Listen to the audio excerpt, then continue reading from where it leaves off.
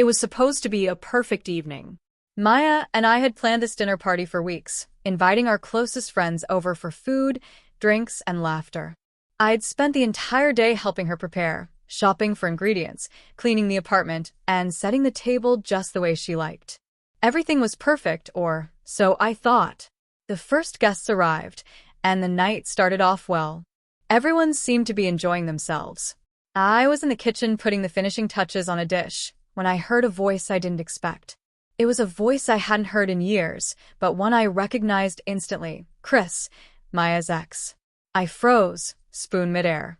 Surely I was imagining things. But as I stepped into the living room, there he was, laughing and mingling with our friends, as though he belonged there. My chest tightened. Why would she invite him? And more importantly, why didn't she tell me? I pulled her aside, trying to keep my tone low so no one else could hear. Maya, what is Chris doing here? She blinked at me, feigning innocence. What do you mean? He's a friend of the group? A friend of the group? I repeated, incredulous. He's your ex. So? That was a long time ago, she said, brushing me off. You're overreacting. Overreacting? I felt a knot of frustration tighten in my stomach. This wasn't just some casual acquaintance. This was someone she had history with, someone who had, at one point, meant more to her than anyone else. And now, he was here, sitting on my couch, drinking my beer, like he hadn't once been the reason for her tears. The night wore on, and I tried to keep my cool, but it wasn't easy. Chris seemed to command her attention in a way that made me feel invisible. She laughed a little too hard at his jokes, leaned in a little too close when he spoke. It was subtle, but it was enough to make my blood boil. At one point, she even handed him the AUX cord, letting him control the music for the night. Chris always had the best taste in music, she said with a grin, completely ignoring the fact that I was standing right there. Our friends exchanged awkward glances, clearly sensing the tension, but no one said anything. I felt humiliated, standing in my own home, sidelined by the very person who was supposed to have my back. Later, as the night wound down and people began to leave, I confronted her again. Maya, what the hell was that? She rolled her eyes. It's not a big deal. You're blowing this way out of proportion. No, I said firmly. You invited your ex to our home, didn't tell me, and then spent the whole night acting like he was the guest of honor. That's not okay. Her expression hardened. I'm not going to stop being friends with someone just because you're insecure. Insecure? I echoed, stunned. This isn't about insecurity. It's about respect. But she didn't seem to get it, or maybe she just didn't care. That night, as I lay awake in bed, her words kept replaying in my head. Was I really overreacting? Or was this the first crack in something I'd been too blind to see? Either way, I knew one thing for sure. Things between us would never be the same. The days that followed were cold, both literally and figuratively. Maya and I barely spoke to each other. When we did, the tension was palpable, each conversation laced with unspoken accusations and barely concealed frustration. I tried to focus on work, hobbies, anything to distract myself, but the memory of that night lingered like a bad taste. Every laugh she'd shared with Chris, every casual touch on his arm, every dismissive comment toward me, it all played on a loop in my mind. I wanted to believe it was innocent, that I was just imagining things, but something about it didn't sit right. One evening, about a week later, I decided to address the issue head-on. I couldn't keep living in this limbo, pretending everything was fine when it wasn't. Maya, I said, catching her as she sat scrolling on her phone. We need to talk. She sighed, setting her phone down. What now? I can't shake the feeling that there's more going on with you and Chris than you're letting on. Her eyes widened, a flash of indignation crossing her face. You're seriously accusing me of something? That's ridiculous. I'm not accusing you, I said, though even as the words left my mouth, I wasn't sure if they were true. I need you to be honest with me. Why did you invite him? And why didn't you tell me? I told you already, she said, her voice sharp. He's part of the group. It wasn't a big deal. But it was a big deal to me, I replied, my voice rising despite my efforts to stay calm. You made me feel like an outsider in my own home. Do you even realize how humiliating that was?" She looked away, biting her lip. For a moment, I thought she might actually apologize, but instead, she said, "I can't control how you feel. Maybe you're just being too sensitive." The dismissiveness in her tone stung more than I cared to admit. "You know what? Forget it," I said, standing up. "I'm done trying to explain how I feel when you clearly don't care." I grabbed my keys and left, needing air, space, anything to clear my head. I ended up at a quiet bar, nursing a drink as I replayed the conversation. Was I overreacting? Or was this just another sign that Maya and I were on different wavelengths? As I sat there, my phone buzzed with a notification. It was a message from a mutual friend who'd been at the party that night. "Hey, just wanted to check in. You seemed pretty upset the other night." For what it's worth, I thought it was weird Maya invited Chris too. My heart sank. So it wasn't just me. Others had noticed it too. I decided then and there that I couldn't keep ignoring the signs. When I got home, I asked Maya point-blank if there was something she wasn't telling me. At first, she denied it, but after hours of arguing, she finally admitted that she and Chris had been texting here and there. "It's nothing serious," she said quickly, as if that would make it better. "We're just catching up." "Catching up?" I repeated, my voice shaking. "Do you realize how disrespectful that is? To me? To us?" She didn't have an answer, and in that silence, I realized something I hadn't wanted to admit. Maya and I weren't on the same team anymore. Somewhere along the way, she'd stopped seeing me as her partner, and I couldn't keep fighting for someone who wouldn't fight for me in return. That night, I packed a bag and left. It wasn't an easy decision, but it was the right one. Sometimes, love isn't enough when respect and trust are missing. As I walked away from the life we'd built together, I felt a strange mix of sadness and relief. It hurt to let go, but deep down, I knew I deserved better. The first few weeks after leaving Maya were a whirlwind of emotions. I felt the sharp sting of heartbreak, the hollow ache of loneliness, and, surprisingly, moments of peace. It was as if I was finally able to breathe after holding my breath for far too long. I stayed with a close friend, Liam, who had always been a rock for me. He didn't ask too many questions, just offered his couch, a fridge stocked with beer, and a sympathetic ear when I needed it. Slowly, I began to unpack not just my physical belongings, but also the emotional baggage I'd carried from my relationship with Maya. It wasn't until a month later that the real revelations began to surface. One night, while scrolling through social media, I stumbled upon a picture someone had posted from a recent gathering of our mutual friends. There was Maya, sitting close to Chris, her hand resting lightly on his arm. They looked comfortable. Too comfortable. My stomach twisted, but I tried to brush it off. Maybe it was innocent. Maybe I was just reading too much into things. But then the messages started. Mutual friends began reaching out, cautiously testing the waters. "Hey, are you and Maya still together? Just wanted to let you know, I saw her with Chris the other day. Looked kind of close." With each message, my suspicions solidified into a painful reality. Maya hadn't just been reconnecting with Chris as a friend. She'd been testing the waters, keeping him in her orbit while I was still standing by her side, oblivious. I confronted her, not because I wanted to rekindle anything, but because I needed closure. When she finally admitted to having feelings for Chris, feelings she claimed had just resurfaced recently, I felt a mix of anger and pity. Anger at her betrayal, but pity because she couldn't even own up to the hurt she'd caused until she was caught. "It wasn't planned," she insisted, as if that absolved her. "I didn't want to hurt you." "But you did," I said, my voice steady despite the storm inside me. "And what's worse is you made me feel like I was the one going crazy for noticing." She didn't have a response, and honestly, I didn't need one. Her silence was answer enough. In the weeks that followed, I focused on rebuilding myself. I poured my energy into work, took up running to clear my head, and reconnected with friends I hadn't seen in ages. Slowly but surely, I started to feel like myself again, stronger, more self-assured, and less weighed down by the insecurities that had plagued me during my relationship with Maya. Then one day, I got a message from one of our mutual friends. It was a screenshot of Maya's social media. She'd posted a picture of herself and Chris, captioned, "Sometimes, life has a funny way of bringing the right people back into your life." I stared at the screen, a mix of disbelief and amusement bubbling up inside me. Funny, indeed.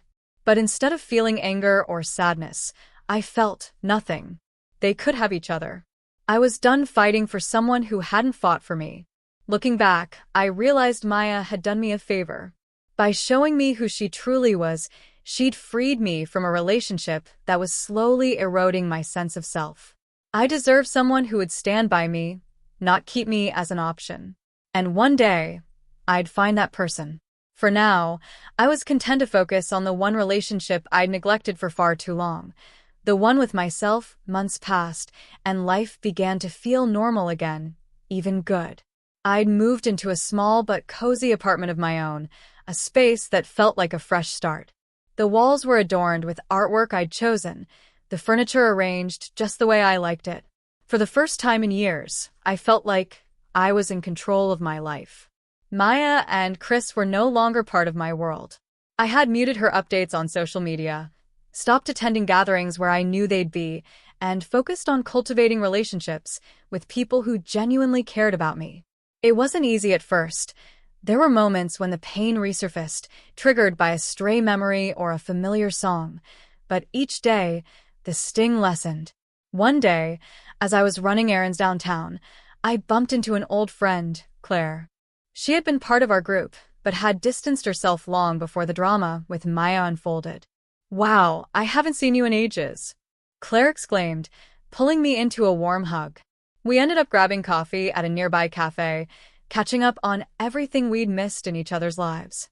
It felt good to talk to someone who wasn't caught up in the tangled web of my past relationship. Claire had always been grounded, someone who saw through the surface and wasn't afraid to speak her mind. As we talked, the subject of Maya inevitably came up. I told Claire the condensed version of what had happened, expecting sympathy or outrage. Instead, she just shook her head and said, "You know, I always thought you deserved better." Her words hit me harder than I expected.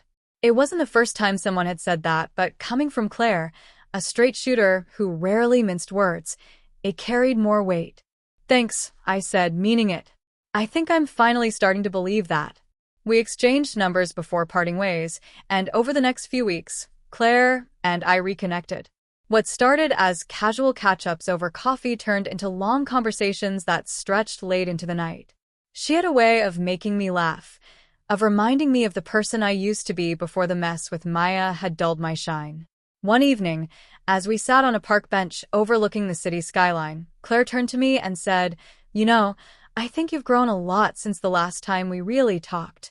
It's like you've found yourself again." Her words stayed with me long after that night. She was right. I had grown. The pain of Maya's betrayal had been a catalyst, forcing me to reevaluate not just my relationship, but my own self-worth. I'd learned to set boundaries, to trust my instincts, and to value myself enough to walk away from anything or anyone that didn't respect me. Eventually, Claire and I started dating. It wasn't something either of us had planned, but it felt natural, like slipping into a rhythm we'd always known. She wasn't just a partner. She was a friend, a confidant, someone who challenged me and supported me in equal measure. One evening, as we sat on my balcony, sipping wine and watching the city lights, I realized something profound. I was happy. Truly, genuinely happy. The kind of happiness that isn't dependent on anyone else but is shared with someone who adds to it. Maya and Chris were a distant memory now, their drama no longer a shadow over my life. They might have found each other again, but I'd found something far more valuable: peace, clarity, and a love that didn't need to be questioned. In the end, Maya's betrayal wasn't the end of my story. It was the beginning of a better one. As my relationship with Claire deepened, so did my understanding of what a healthy partnership looked like. There were no games, no manipulation, and no unspoken tension lurking beneath the surface. With her, everything felt honest and effortless, a far cry from the turmoil I'd endured with Maya. One weekend, as Claire and I were organizing bookshelves in my apartment, a task that somehow turned into a playful debate over the best way to categorize fiction. We stumbled across an old photo album.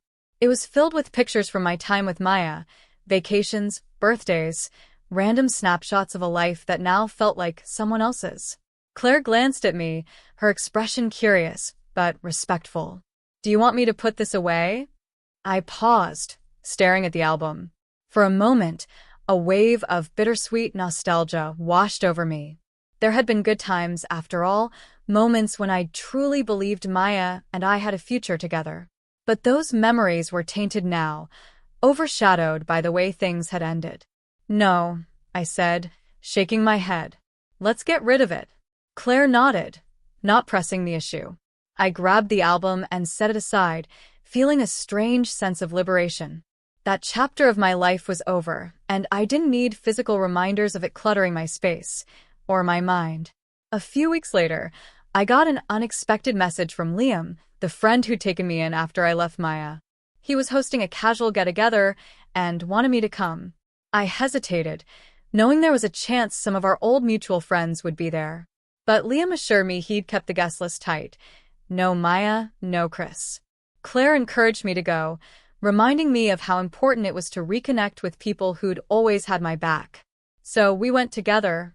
Walking into Liam's place, I felt a mix of nerves and excitement, but the warm welcome from old friends quickly put me at ease. As the night went on, conversations flowed, and laughter filled the room. It felt good to be surrounded by people who genuinely cared about me, who had supported me through the chaos, and were now celebrating my happiness. Claire fit seamlessly into the group, her easygoing nature winning everyone over. At one point, Liam pulled me aside. "You seem different," he said, a grin tugging at the corners of his mouth. "In a good way." Happier. "More you?" I smiled, clinking my beer against his. "That's because I am." As the night wound down, Claire and I stood on the balcony, watching the city lights twinkle in the distance. She slipped her hand into mine, her touch grounding me. "Do you ever think about her?" she asked softly, not accusingly, just curious. "Not really," I admitted, and it was the truth. "I think about what I learned from it more than anything, about what I want and what I deserve." Claire smiled, leaning her head on my shoulder. "And what's that?" "This," I said, gesturing to the world around us. "A life that feels real. A love that feels easy. And someone who makes me want to be better just by being herself." Her grip on my hand tightened, and in that moment, I knew I was exactly where I was meant to be. Life had thrown its challenges my way, but I'd come out the other side stronger, wiser, and ready for the future. Maya might have humiliated me once, but I'd reclaimed my dignity, my happiness, and my peace, and that was a victory I wouldn't trade for anything. Months turned into a year, and life continued to flourish in ways I never expected. My relationship with Claire grew stronger, and with her, I found a partner who was as excited about the future as I was. Together, we explored new hobbies, traveled to places I'd always dreamed of visiting, and built a life that felt full of purpose and joy. But life has a way of testing your resolve, even when you think you've left the past behind. One day, while Claire and I were strolling through the local farmer's market, I spotted Maya. She was standing a few stalls away, browsing a selection of handmade jewelry. Beside her, predictably, was Chris. They looked comfortable together, laughing at something one of the vendors said. For a brief moment, my stomach twisted, not with jealousy, but with the sheer awkwardness of seeing someone who had once been so central to my life. Maya caught sight of me before I could turn away. Her smile faltered, and for a moment, she seemed unsure of whether to approach. I felt Claire's hand slip into mine, her steady presence giving me the confidence to face whatever came next. Maya walked over, Chris trailing a few steps behind her. "Hey," she said, her voice hesitant. "It's been a while." "It has," I replied evenly. Claire stood beside me, calm and composed, her presence a silent testament to the life I'd built since leaving Maya behind. "This is Chris," Maya said, gesturing awkwardly toward him, as though I needed the introduction. He gave a quick nod, looking just as uncomfortable as she did. "And this is Claire," I said, my tone warm as I introduced the woman who had become my rock. Claire smiled graciously, extending a hand to Maya and Chris, who both shook it reluctantly. There was a moment of silence, the kind that feels heavier than it should. Maya glanced at Claire, then back at me. "You look happy," she said finally, her tone tinged with something I couldn't quite place. Regret, perhaps, or maybe relief. "I am," I said simply, and it was the truth. She nodded, her gaze dropping to the ground. "Well, it was good seeing you." "You too," I said, and with that, she and Chris walked away, disappearing into the crowd. As Claire and I continued through the market, I couldn't help but feel a sense of closure. Seeing Maya again had been unexpected, but instead of dredging up old wounds, it reaffirmed how far I'd come. I no longer felt anger or hurt, only a quiet gratitude for the lessons her betrayal had taught me. Later that evening, as Claire and I shared a quiet dinner at home, she looked at me thoughtfully. "Are you okay?" she asked. "I'm more than okay," I said, reaching across the table to take her hand. "Seeing Maya today just reminded me of how lucky I am. I wouldn't trade what I have with you for anything." Her smile lit up the room, and in that moment, I knew I'd truly moved on. The past was just that, the past. What mattered now was the life I was building with Claire, a life rooted in trust, love, and mutual respect. As I sat there, basking in the warmth of our shared laughter and the soft glow of the candlelight, I realized that happiness isn't something you stumble upon. It's something you choose, something you create. And with Claire by my side, I knew I had all the tools I needed to keep building a future worth fighting for.